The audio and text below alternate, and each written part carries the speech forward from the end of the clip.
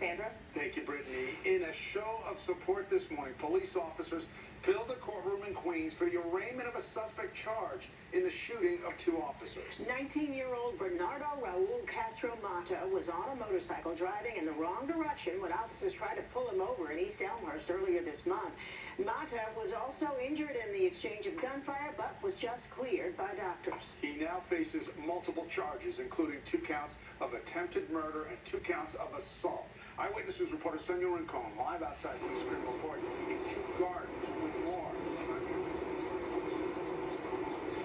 David, those 2 injured officers have a long road to recovery ahead, according to their union. And the suspect, who is a Venezuelan migrant who arrived in New York City last year, is also recovering from his gunshot wound. He'll continue that recovery at Bellevue Hospital and will remain in custody of the state with no release anytime soon.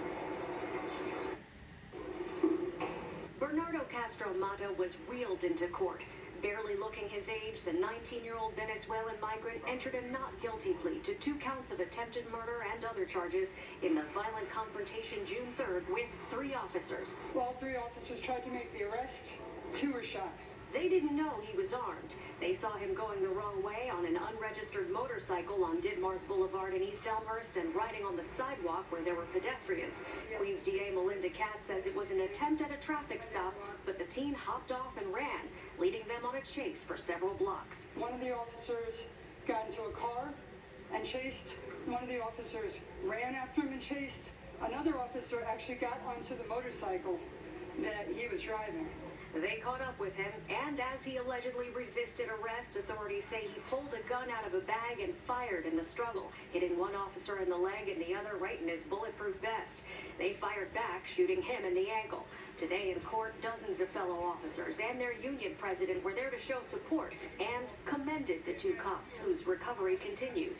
Even when they were shot and injured, they were proud to take this dangerous individual off the streets before he could hurt anyone else. He urged DAs and judges to do their part to keep them off. Don't disrespect police officers by allowing those who attack police officers back on the streets. But today, the PBA was satisfied with the decision to keep Castro Mata in custody without bail for now. He's being remanded because in the judge's opinion, in the state's opinion, he is a flight risk.